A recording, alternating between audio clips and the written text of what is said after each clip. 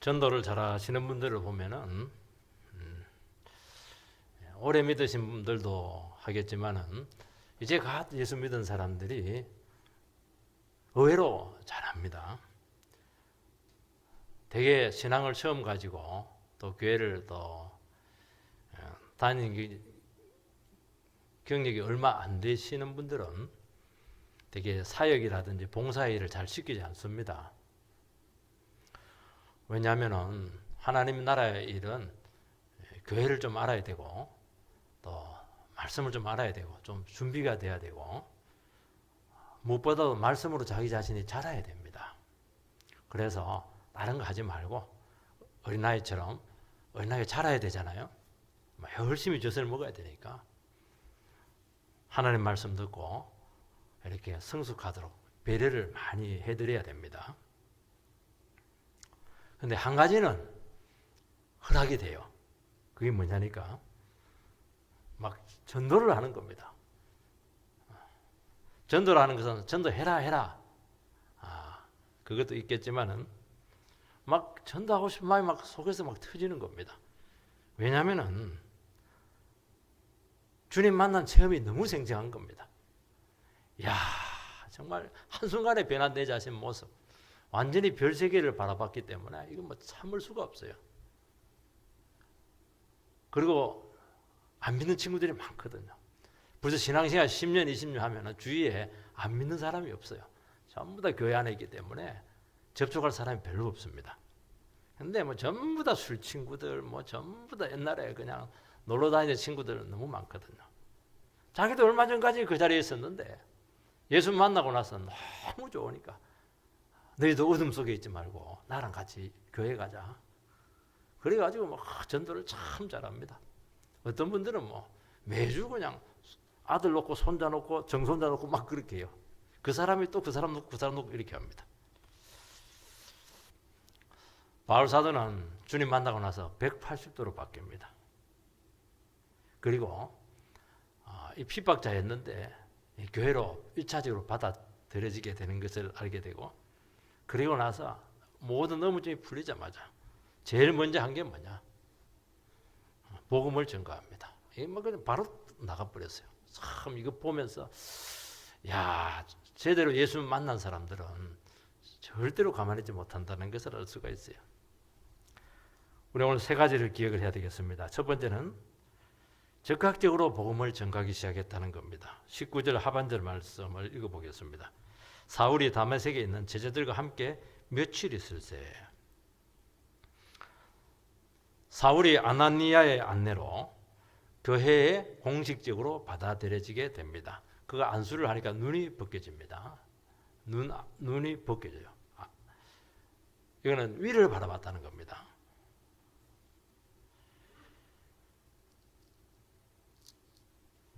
비늘 같은 것이 벗겨지게 되었죠. 그리고 세례를 받습니다. 세례라고 하는 건 내가 죽고 예수와 같이 사는 것이고 예수가 하나화 되었다는 겁니다. 음식을 먹고 강건해졌습니다. 음식을 먹고 강건해졌다는 것은 힘이 생겼다 그런 의미도 있지만 새 생명이 계속 주어지게 되었다는 겁니다. 완전히 새 사람이 되었다는 겁니다. 세상에 사람을 이렇게 한순간으로 바꿀 수 있는 것은 이 세상에 그 어떤 것도 없습니다. 그리고 나서 아나니아는 다메섹에 있는 그 교회로 사울을 인도합니다. 그런데 굳이 며칠 있었다 기록을 한 것을 보면은 이 중요한 성경에 며칠 있는 것이 뭐가 그렇게 중요합니까? 기록한 것은 의미가 있기 때문이고 중요했다는 것입니다. 1차적으로 중요한 것은 뭐냐? 사울이 이제 같은 형제가 되었다는 거예요. 원수가 아닙니다. 교회의 일원이 되었다는 것을 공식적으로 보여주는 것입니다. 그리고 그들과 같이 며칠 있으면서 교제하면서 복음에 사로잡힐 수 있는 그런 기회가 되었다는 것입니다. 이제 예수 믿은 사람들, 주님을 만난 사람들은 특징이 하나가 있습니다. 다른 데 관심이 없어요. 돈 벌려고 할까? 공부 어떻게 할까? 어떻게 결혼할까? 물론 조금은 관심이 있을 겁니다. 근데 눈이 완전히 예수께 멀었기 때문에 그분을 알고 싶은 거예요. 더 알고 너무 사랑하니까. 그래서 막 예수를 알고 싶어가지고 막 사람들을 찾아다니는데 하나님께서는 주위에 제자들을 이렇게 반드시 붙여줍니다. 그래서 소개를 해줘요. 예수가 왜 왔고, 예수의 사랑이 뭐고, 이분이 와주셔서 한 게 뭐고, 지금도 살아계시고. 그야말로 이 꿀송이 같은 이 교제의 시간을 가졌다는 것을 알 수가 있어요. 갓 태어난 아기는 아무것도 안 해요. 울고 젖 먹고 이렇게 하는 게 굉장합니다. 생명력이라는 게. 왜냐하면 새로 태어났잖아요. 태어났으면 음식을 먹어야 되는데 어떤 음식을 먹겠습니까? 말씀의 음식을 막 먹고 싶은 거예요. 아무리 많이 먹어도 그냥 돌아서면 배고프고 돌아서면 배고프고 막. 하나님 말씀 가르쳐 주는 것이다. 이런 막 어디든지 가가지고 배우고 싶은 그런 마음이 생긴 겁니다.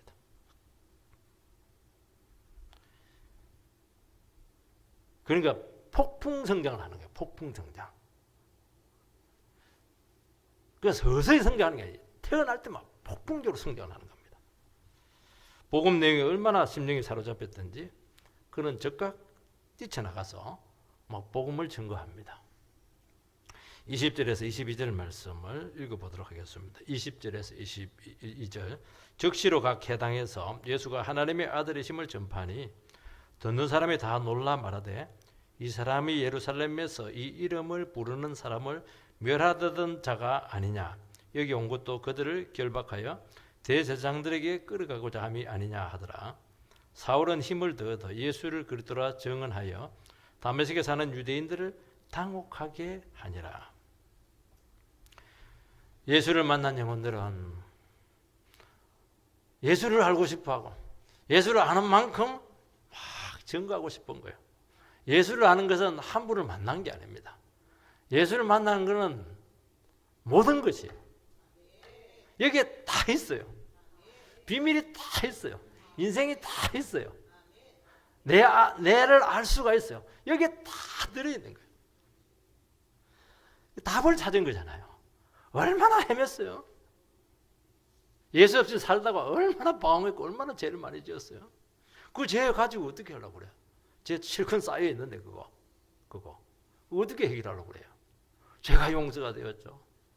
그렇게 열심히 살고 했지만 그렇게 허기졌는데 이제 영혼의 만족이 막 온 거예요. 이게. 예수를 안다는 것은 한 분을 아는 게 아니에요. 모든 것을 다 가진 거예요. 세상에 이렇게 돈 달라고 했습니까? 그거 와서 머리속이라고 했습니까? 아니잖아요. 그냥 갈급한 사람에게 다 주는 거예요. 완전히 별세계입니다. 이야, 세상에 이런 세계가 있었던가? 내가 이 눈이 멀어가지고 그래서 비늘이 벗겨지잖아요. 내가 어디 씌어가지고 왜 예수를 몰랐던 거? 땅을 칩니다. 땅을 쳐. 막 영혼이 살아나고 여기서 내가 맺혔구나. 여기 이 부분이 풀리지 않았구나. 그래서 매듭이 하나씩 풀려져 나가는데 이걸 어떻게 가만히 참고 있겠습니까? 그러니까 특징이 하나가 있어요. 회개한 사람들은 예수 믿기 전하고 예수 믿고 난 후가 완전히 달라요. 본인도 알아요. 주위 사람은 더 잘 알아요. 헷가닥한 거예요 이게. 이분이 메시아가 맞아. 내가 이분을 만났어야 되는데 이제 만난 거예요 이게. 이제 만난 거예요 이제. 그래서 어디를 가냐 하니까 회당을 갑니다. 회당 가면 안 되는데 왜냐하니까 자기가 늘 옛날에 같이 놀던 그 무리들 있잖아요. 하나님 아들 만났다고 전파를 하는 겁니다. 여러분 성령 받으면은 절대로 가만히 있지 못해요. 막 증거합니다. 성령 받은 사람들은 가만히 있지를 못해요. 그래서 어디로 가냐니까 자기가 옛날에 같이 놀던 그 친구들에게 찾아가요. 안 믿는 그 우리 식구들에게 찾아가요. 막 직장으로 찾아가요. 왜냐하면 너무 좋으니까. 초청하고 싶으니까. 근데 반응은 완전히 반대입니다. 너 왜 미쳤냐? 예수 믿어도 적당하게 믿지. 너무 심하게 믿으면 안 되는 거야. 그리고 막 배신자다 그러고 우리 아들 잃어버렸다고 그러고 저희 어머니는 제가 얘도 믿으니까 우리 아들 벨이 났다 이러면서 아들 잃었다는 거예요. 셋째 아들. 기독교인을 앞장서서 잡으려던 사람인데 어떻게 사람이 저렇게 변할 수가 있을까? 그게 세상에 너무 궁금한 거예요. 어떻게 저렇게 예수 믿는 게 뭘까? 충격이죠, 충격. 복음은 예수가 하나님의 아들이라는 것을 아는 겁니다. 이분이 메시아다는 것을 아는 겁니다. 사울의 모든 신학은 어디에서 시작되냐면은 다메섹 도상에서 예수를 만나면서 바울 신학이 시작이 되었어요. 거기서 신학이, 그전에도 신학이 있었어요. 율법 신학이 있었다는 것을 알 수가 있습니다. 예수를 만나면서, 인격적인 주님 만나면서 완전히 신학이 뒤바뀌어 버렸습니다. 사울이 예수 믿는 사람들을 앞장서서 핍박한 것은 나무에 달려서 죽은 사람은 하나님의 저주받은 사람이에요. 그런데 예수 믿는 사람은 그 저주받은 사람 사형수를 그냥 메시아로 일하면서 막 따르는 겁니다. 이해할 수가 없죠. 그리스도인들은 성전 필요 없다. 율법 필요 없다는 거예요. 아니 이스라엘 백성들에게 있어서 유대 교인들에게 있어서 성전은 목숨인데 율법은 목숨인데 그거 필요 없다는 거예요. 그러니까 이 저주받고 실패한 예수가 부활해서 영광 중에 다메섹 도상에서 그를 만나 주셨다는 겁니다. 눈이 완전히 멀어버렸어요. 여러분, 인간에게 있어서, 인류에게 있어서 최고의 사건은 2차 대전이 아니에요. 십자가 사건입니다. 그것보다 더 엄청난 사건은 부활 사건이에요. 그분은 살아 계셨습니다. 여러분, 주님이 살아 계시다고 하는 것은 어마어마한 겁니다. 이 세상의 모든 교주들, 모든 종교들은 다 죽었어요. 이분만 살아 계세요. 이분이 살아있다는 게 왜 이렇게 중요합니까? 죽은 사람에게는 용서를 구할 수가 없어요. 죽기 전에 용서를 다 해결해야 되는 겁니다. 이분은 살아 계시기 때문에 지금도 얼마든지 우리를 용서하실 수가 있는 거예요. 죽은 신은 일방적으로 찾아가는 거예요. 근데 이분은 지금도 살아 계시기 때문에 우리의 기도를 들으시고 아마 우리 예배 가운데 주님께서 함께 동참하실 줄을 믿습니다. 이거 실존적이에요. 기독교는 실존적이에요. 지금 이루어지는 거예요. 그래서 이 주님을 만남으로써 격적으로 변화되는 것입니다. 그분의 죽음은 나의 죄 때문이고 이분께서 모든 율법을 성취를 했고 그 몸으로 성전을 대체를 하신 것입니다.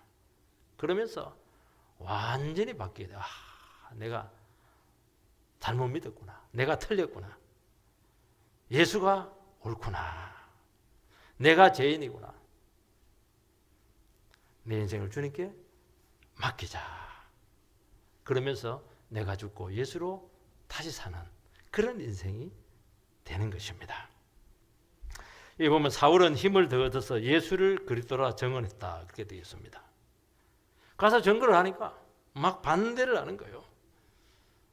성가서 막 증거를 했는데 반대하면 기가 죽든지 아니면은 물러서든지 이렇게 해야 되는데 더 힘을 얻어서 막 더 강력하게 증거를 했다는 거예요. 이 복음은 놀라운 특징이 하나가 있습니다. 대개는 반대받으면 물러서거든요. 복음은 증거되면 증거될수록 강력해집니다. 여러분, 우리가 예수를 믿고 순종하라고 하는 것은 순종하면 뭐 좋은 일이 생기기 때문에 그런 것이 아니고요. 순종을 해야 성경 말씀이 진리라는 것이 증거가 되는 거예요. 아무리 많이 들어도 순종 안 하면은 맹탕입니다. 기만 커지는 거예요. 종교인이 되는 거예요. 기독교는 한 말씀이라도 듣고 순종을 하면은 진리가 역사를 해요. 내 말씀이 되는 겁니다. 그러면서 비밀이 막 열리는 거예요. 이해 안 되는 말씀 많잖아요.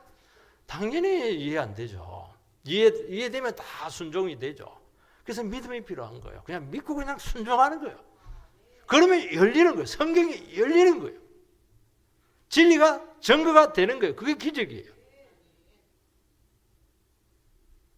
그래서 믿음은 지식이 아니잖아요. 그러니까 얼마나 신나는지 몰라요. 그래서 막 움직입니다. 가만히 있을 수가 없어요. 왜냐하면 변화가 막 일어나요. 주저앉은 사람들이 막 일어서기 시작해요. 힘을 더 얻었다고 하는 것은 그들과의 그런 전도에 있어서 논리가 훨씬 더 탄탄해지고 역사가 강력해졌고 성경의 증거가 그대로 드러나기 시작했다는 것을 알 수가 있어요. 그리고 계시가 한순간에 열리는 것을 알 수가 있어요. 하나님의 말씀은 성경이 우리를 변호한다는 것을 말씀하고 있는 거예요. 성경이 이야기했다 그러면 끝나는 거예요. 목사가 이야기하는 거 아니잖아요. 성경이 이야기했다. 몰라도 돼. 공부 못해도 돼. 성경이 이렇게 말했다 그러면 끝나는 거예요. 거기서 부흥이 나타나는 거예요. 많은 그 방법 쓸 필요가 없어요. 하나님 말씀이 이렇다는 거예요. 그것만 얘기해 줘도 돼요. 어떤 애 해석을 안 해줘도 돼요. 얼마나 힘인지 몰라요. 그리고 주님을 증거하면은 성령님께서 막 역사를 일으킨다는 것입니다. 그래서 하나님의 말씀은 어떤 이데올로기나 가르침이나 철학이나 종교나 사상을 전부 다 이겨낼 줄 믿습니다. 두 번째는 사울을 위기에서 구하셨다는 것입니다. 23절에서 25절 말씀입니다. 여러 날이 지나매 유대인들이 사울을 죽이기를 공모하더니 그 계교가 사울에게 알려지니라. 그들이 그를 죽이려고 밤낮으로 성문까지 지키거늘 그의 제자들이 밤에 사울을 광주리에 담아 성벽에서 달아 내리니라. 여기 보면 여러 날이 지났다 이렇게 되어 있는데 갈라디아서 1장 17절 18절 말씀을 띄워주시기 바랍니다. 갈라디아서 1장 17절 같이 읽겠습니다. 시작. 또 나보다 먼저 된 사도된 자들을 만나려고 예루살렘으로 가자 아니하고 아라비아로 갔다가 다시 다메섹으로 돌아갔노라. 그 후 3년 만에 내가 게바를 방문하려고 예루살렘에 올라가서 그와 함께 15일을 머무는 동안 여러 날이 갈라디아서 1장 17절 18절에 자세하게 기록이 되어 있습니다. 다메섹에서 복음 전가하다가 아라비아 사막이다 하는 것은 다메섹에서 남쪽 끝으로 가면 이제 사막이 있어요. 그쪽으로 이제 갔다가 예루살렘으로 가지 않고 다시 다메섹으로 돌아왔다. 그런데 다메섹에서 증거하다가 광주를 타고 도망갑니다. 그래서 예루살렘으로 갑니다. 그래서 거기서 게바라고 하는 것은 베드로죠. 거기서 예루살렘으로 가서 성도들을 만났다는 거예요. 거기서 딱 15일을 머물렀다는 것입니다. 아주 구체적으로 나와요. 그 여러 날이라고 하는 건 3년을 이야기하는 겁니다. 사울은 회심하고 난 후에서 아라비아 광야에 갔다가 3년을 지내다가 다메섹으로 돌아옵니다. 돌아와 보니까 분위기가 더 안 좋아졌어요. 유대인들이 사울을 죽이기로 공모하더니 사울은 자기를 변호해주고 지켜줄 수 있는 사람이 없습니다. 객지에서 완전히 지금 혼자죠. 그러니까 이미 죽은 목숨이에요. 그런데 놀라운 사실은 그 계교가 사울에게 알려지니라. 공모를 한 그 계교인데, 여러분 공모는 비밀이 생명인데 그게 알려졌다는 거예요. 알려지다 하는 것은 기노스콘데 동치마다 그런 뜻을 갖고 있습니다. 그들의 계교와 공모가 속속들이 전부 다 드러났다는 겁니다. 사울은 몰랐어요. 누가 얘기했는지도 몰라요. 누가 일러바쳤다 그런 말도 없어요. 그런데 유대인들이 사울을 죽이려 하는 그 계교가 빠짐없이 전해지게 되었다는 것입니다. 이것을 누가 했다는 겁니까? 예수님께서 그렇게 드러내셨다는 겁니다. 주님께서는 자기 백성들을 이 계교와 공모에서 어떤 업무에서도 전부 다 알게 하시고 피하게 하시고 이기게 하시고 그래서 자기 백성들을 지킨다는 겁니다. 아예 드러내놓고 있는 그런 상대면 괜찮은데 뒤에서 하니까 알 수가 없는 거예요. 여러분 인생 가운데 얼마나 뒤에서 많은 일들이 여러분들을 해치려고 하는 일들이 얼마나 많아요. 그걸 어떻게 이기겠습니까? 국가에서는 요즘 CCTV 가지고 막 하고 막 짭새들 보내가지고 막 정보 수집하고 이렇게 하는데 우리는 그럴 능력도 없잖아요. 어떻게 이기려고 그렇게 해요? 주님께서 다 가르쳐 주신다는 겁니다. 여러분, 우리는 알지 못하는 중에 악한 자들의 음모가 있었다는 것을 아마 여러분들은 많이 경험했을 겁니다. 지나고 나서 보니까 드러난 거예요. 깜짝 놀랍니다. 야, 내가 알지 못하는 사이에 이런 일들이 있었단 말이야. 하나님께서 지켜주지 않았으면 나는 어떻게 되었을까? 정말 가슴 섬찟할 때가 너무 많아요. 우리 인생을 어떻게 지키겠어요? 제가 이 교회를 어떻게 지키겠습니까? 마귀가 가만히 두겠어요? 사울이 정말 이 사람이 완전히 하나님 나라를 세울 사람이고 마귀의 권세를 깨뜨릴 그런 존재인데 마귀가 그걸 모르겠어요? 총력전을 펼쳐서 죽이려고 하죠. 위축시키고 기죽이려고 하고 이렇게 하죠. 어떻게 우리를 지킬 수 있겠어요? 아무도 못 지킵니다. 주님이 지켜주신다는 거예요. 어떤 은밀한 음모도 전부 다 들추어내서 지키겠다는 거예요. 이게. 여러분, 하나님 앞에서 어떤 음모나 죄도 숨겨질 수가 없어요. 이걸 제일 잘한 사람이 다윗입니다. 다윗은 불륜을 하고 나서 아무도 모른다고 생각했어요. 그리고 완전 범죄를 저지르고 아무렇지도 않다는 식으로 살아가요. 아무도 몰랐다는 거예요. 착각이었어요. 하나님은 시퍼렇게 눈 떠가지고 다 알고 있었어요. 설마 이것까지 할까? 설마가 됐어요.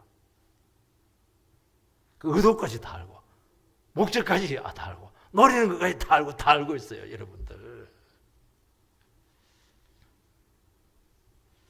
여러분, 완전 범죄 없습니다. 교회 안에서 완전 범죄, 자기가 토해내든지 드러나든지 드러나게 돼 있어요. 다윗은 불의의 그 모든 것들이 전부 다 백주에 그냥 완전히 낱낱이 드러나게 되었고 백주의 만인의 보는 앞에서 그렇게 수치를 당하게 되었던 거예요. 여러분, 하나님의 자녀를 악한 자들이 건드리지 못합니다. 우리가 왜 믿음으로 살아갈 수밖에 없습니까?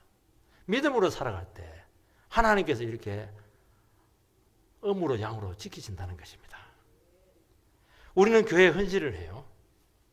우리는 하나님 나라를 전파를 합니다. 소중한 영혼들입니다. 우리는 모양은 다르고 역량은 다를지 모르겠지만 우리 다 사울과 같은 그런 길을 걸어가는 존재들인 것입니다. 하나님께서 이런 존재들을 반드시 지키신다는 겁니다. 우리가 지켜내지를 못해요.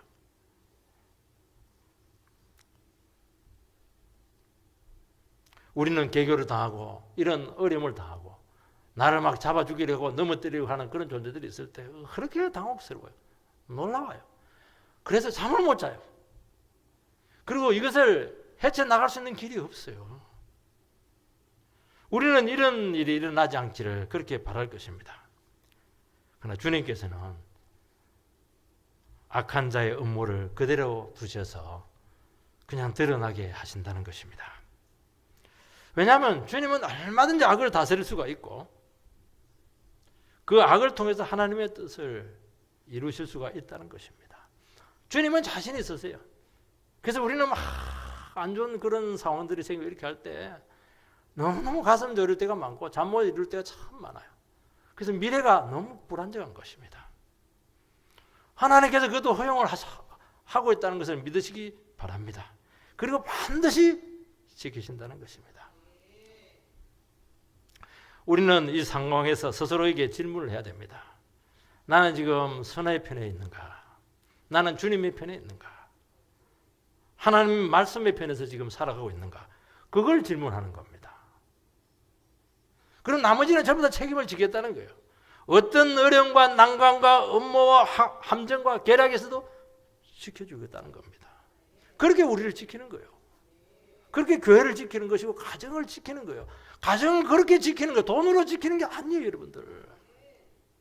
둘이서 지켜내지 못해요, 부부가.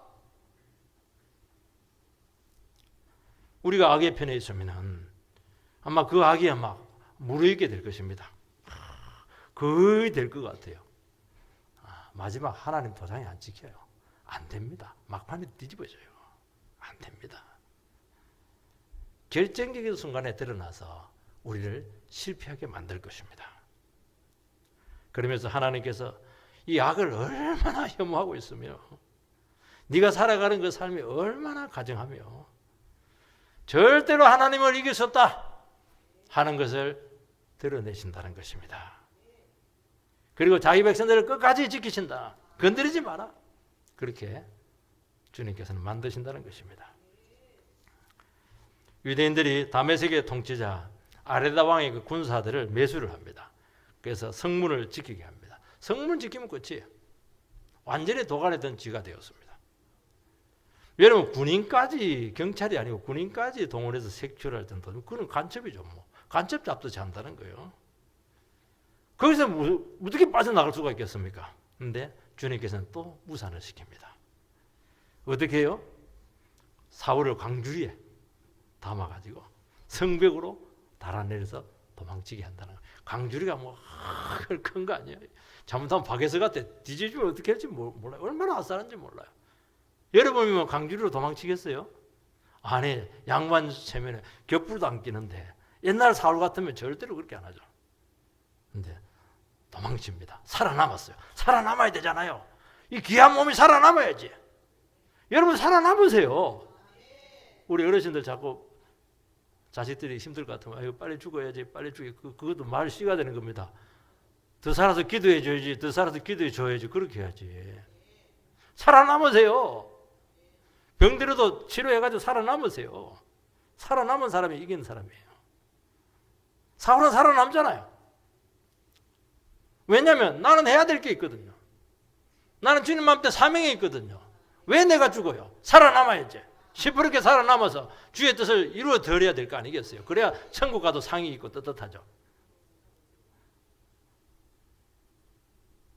참 모양은 흉하지만 살아남았어요. 예수 믿는 사람들은 비굴해도 돼요. 살아남으세요. 살아남으면 되는 거예요. 하나님께서 자기 백성을 지키는 방법은 무궁무진합니다. 여러분 주의 일을 하다가 우리는 신변의 위협을 느낄 때도 있고 여러 가지 안 좋은 부정적인 그런 상황들을 맞이할 때가 너무 많아요. 그런데 주님께서는 그 모든 것을 다 하시고 기가 막힌 피할 길을 우리에게 주신다는 것입니다. 기가 막힌 웅덩이에서 우리를 건져내시는 분이십니다. 왜냐하면 주님은 살아계시고 보고 계시거든요. 우리는 어떻게 악한 자의 음모를 다 할 수가 있겠습니까? 그러나 악한 자는 모든 방법을 동원해서 주님께서는 무너지게 하신다는 것입니다. 그래서 반드시 숲으로 돌아가게 해서 철저하게 자제를 시킨다는 겁니다. 주님이 이기게 하는 거예요. 그러니까 우리가 이렇게 그렇게 행복하게 믿음 생활을 할 수 있는 거예요. 이 아침마다 일어나면 불안하잖아요. 이 세상에서 어떻게 살아갈까? 근데 우리는 뭐 넉넉하게 살아가잖아요. 세 번째는 목회적인 다스림을 받겠습니다. 26절에서 27절. 사울이 예루살렘에 가서 제자들을 사귀고자 하나 다 두려워하여 그가 제자됨을 믿지 아니하니 바나바가 데리고 사도들에게 가서 그가 길에서 어떻게 주를 보았는지와 주께서 그에게 말씀하신 일과 다메섹에서 그가 어떻게 예수의 이름으로 담대히 말하였는지를 전하니라. 사울이 이제 3년 만에 예루살렘으로 돌아왔습니다. 그가 살았던 곳 아니었어요. 얼마나 기대가 되었겠습니까? 그런데 성도들이 사울의 과거 모습 때문에 받아주지 않습니다. 여기 보면 이제 사귀고자 하나, 제자들을 사귀고자 하나, 이것은 악어로 딱 붙였다는 거예요. 안면 인식을 한다든지 익힌다든지 인사하는 정도가 아니고 함께 삶을 나누고 싶었다는 것을 이야기하는 것입니다. 한 가족이니까요. 그러니까 사울 마음속에는 예루살렘 교회에서 동역자가 되고 싶은 마음이 있었습니다. 그런데 성도님들이 그의 과거 이력 때문에 그가 예수 믿는 제자 된 것을 믿지 않습니다. 그럼 하나님께서 누구를 또 소개꾼을 또 바나바를 통해서 그를 소개를 합니다. 여기서 보면 전하니라. 바나바가 그에 대한 모든 것들을 전부 다 전했다는 겁니다. 전하다 할 때는 상세히 설명을 했다는 겁니다. 그러니까 바나바라고 하는 인물을 통해서 주님께서는 사울의 입장에서 최선을 다해서 설명을 해주고 그에 일어나는 모든 변화들을 전부 다 증거를 해주었다는 겁니다. 바나바가 딱 보증을 했어요. 여러분 우리 스스로를 우리를 보증할 수가 없어요.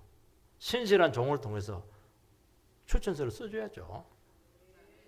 그래서 성도들이 한순간에 불안이 해소가 되었습니다. 네, 믿어주세요. 믿어주세요. 그렇게 한다고 믿어주겠어요? 그 흉악범을 믿어주겠어요? 그 핍박자를 믿어주겠어요? 전부 다 상처받은 사람들인데.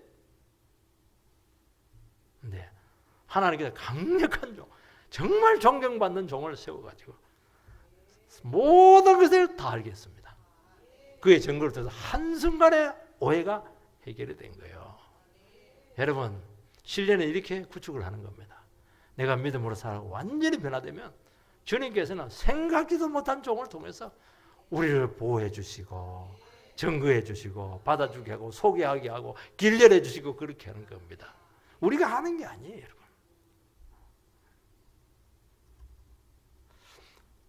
갈라디아서 아까 1장 우리가 읽었던 데 보면 바나바가 그를 데리고 야고보와 베드로에게로 찾아갑니다.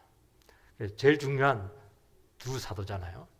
그러니까 벌써 사도급으로 거의 인정이 되었다고 그렇게 되게 보는 것입니다. 하나님 나라에서는 독불장군 없습니다. 결정적인 순간 우리는 다른 사람의 도움을 받아야 돼요. 누가 추천을 해줘야 됩니다. 변호를 해줘야 된다는 겁니다. 하나님은 희한하게 그렇겠어요. 자기가 못해요, 여러분들. 교회가 승인을 해줘야 돼요. 목회적인 다스림을 반드시 받아야 될 줄 믿습니다. 교회를 인정을 안 해요. 목회적인 다스림을 인정하지 않아요. 그러니까 어려운 거예요, 이게. 그러니까 겸손하면 다 된다는 거예요. 그래서 교회에서는, 하나님 나라에서는 혼자 똑똑하고 혼자 잘나고 이렇게 하면은 안 되는 겁니다. 그게 뭐냐니까 나를 알아달라는 거거든요. 그렇게 해서 알아지는 게 눈살찌 부려요, 사람들. 눈살찌 부려요. 왜 그렇게 자기를 알아달라고 그래요, 교회에서.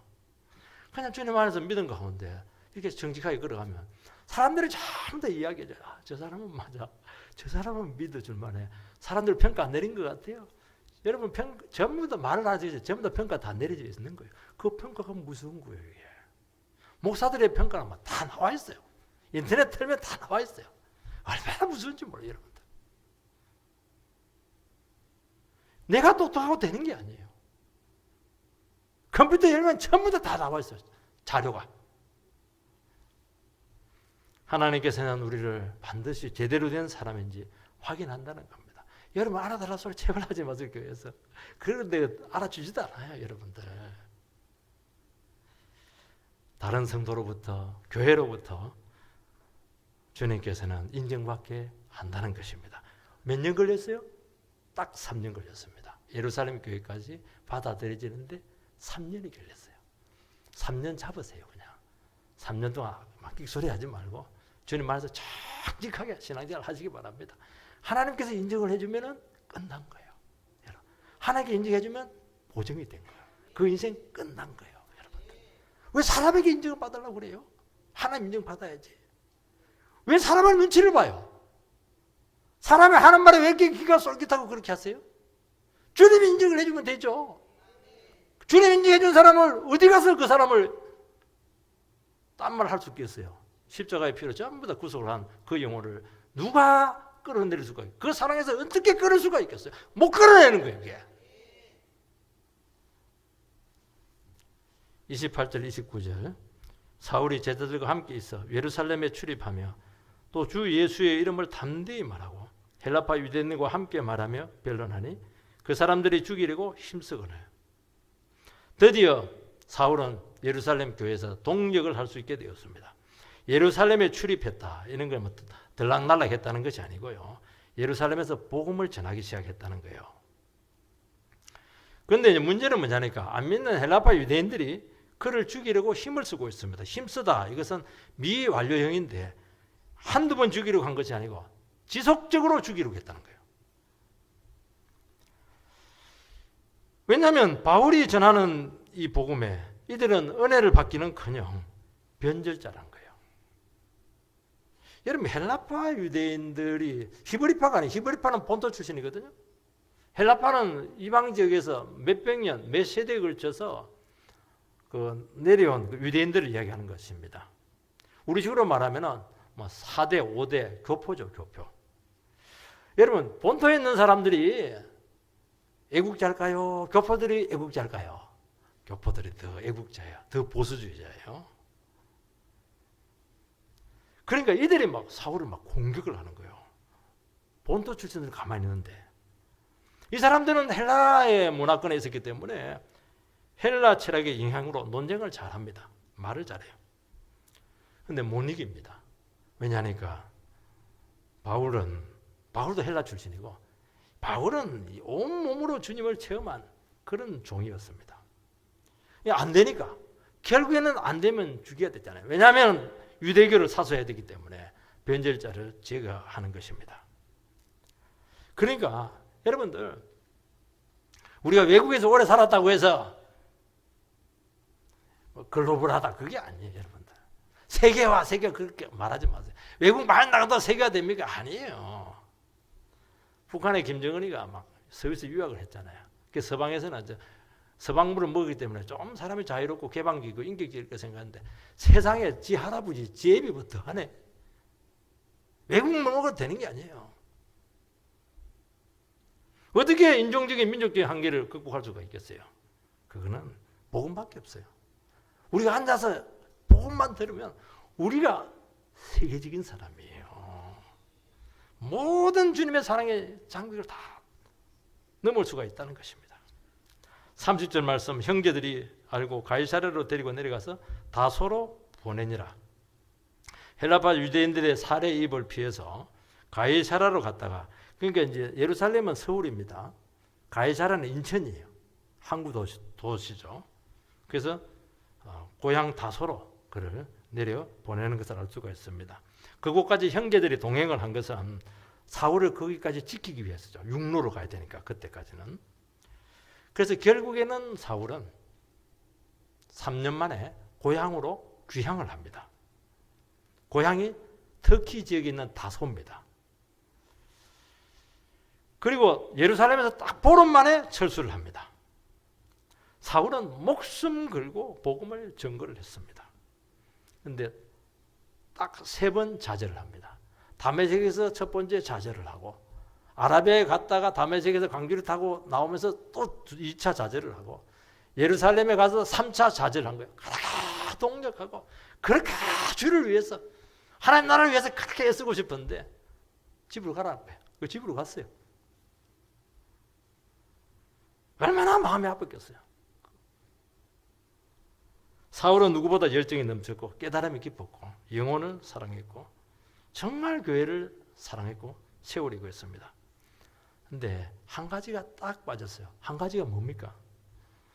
주님의 인도하심을 붙들지 않았습니다. 사울은 지금까지 자기 열정으로 내가 옳다는 식으로 그렇게 주를 위해서 목숨을 걸고 헌신합니다. 그런데 그의 바람과 다르게 가는 곳마다 사역의 문이 전부 다 닫혀버렸어요. 3분이 닫혔어요. 교회 청빙받았는데 3교회가 전부 다 탈락 이렇게 한 거예요.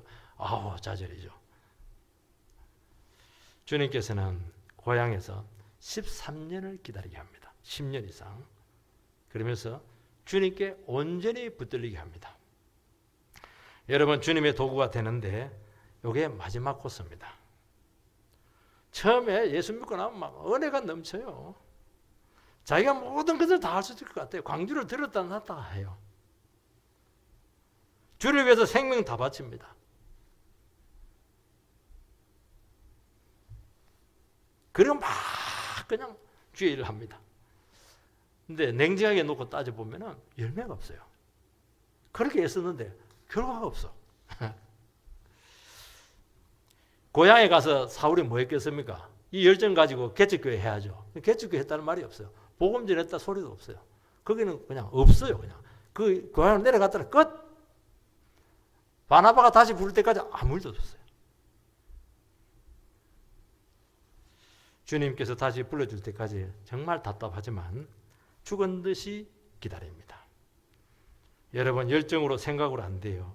주님께서 길을 열어주셔야 되는 것입니다. 누군가 이끌어 주셔야 돼요. 누군가 추천을 해줘야 된다는 거예요.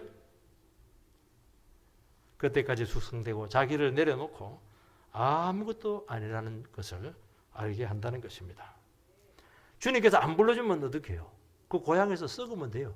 천국은 가잖아요. 왜 그런 믿음이 없어요? 왜 스스로 막 쓰려고 그렇게 해요? 주님이 써야지. 주님이 불러내야지. 왜 자기가 그냥 그냥 혼자 다 하려고 그래요? 뭐가 그 능력이 많다고? 열매 없어요, 그거. 분명히 얘기합니다. 열매 없어요. 숙성을 해야죠. 숙성을. 내 안에서 주님이 일해야지. 왜 자기가 일을 해요? 자기가 주인이죠. 주인이 일하게 해야죠. 종은 따라가야죠. 그거 배우는데 마지막 코스예요, 그게. 이게 안 돼요, 이게. 성도님들, 이게 안 돼요. 이거 돼야 됩니다. 저는 일 많이 시키잖아요. 이거 하라는 거예요, 이거. 답답해 미치는 겁니다. 이 교회는 답답할 수 있어요. 이게 멸정은 안 돼요. 주님이 길을 열어주셔야 된다는 거예요. 철저히 자기를 내놓고 내가 아무것도 아니구나 하는 것을 뼈에다 딱 새겨놔야 돼요. 자기 깨지는 거죠. 뭐 가루되는 거고 나를 내려놓는 것이죠. 길게 10년 이상을 썩여놔버렸어요. 푹 썩어놔버렸어요. 여러분, 주를 향한 선한 뜻이 자질이 될 때가 있을 겁니다. 그때 낙심할 것이 아니고 아직 내가 엉성하구나, 내가 풋내기구나, 내가 뭐 몇 가지 아는 거 가지고 이렇게 그냥 알아달라고 잘난 척했구나, 그렇게 알고 더 썩어지시면 돼요. 푹 썩어버리세요. 그러면 된장은 썩을수록 맛있어요. 푹 썩어버려요. 팍 꼬아버리세요. 그럼 내 안에서 그때부터 말씀이 움직이기 시작해요. 역사하기 시작해요. 말씀이 내 말씀이 되고 인격화가 되고 내 안에 뭐가 당기기 시작해요. 내가 복음이 되어버려요. 그때부터 내가 일하지 않고 주님께서 일하실 줄 믿습니다. 그런 은혜 가운데 서게 되기를 주 이름으로 축원드립니다.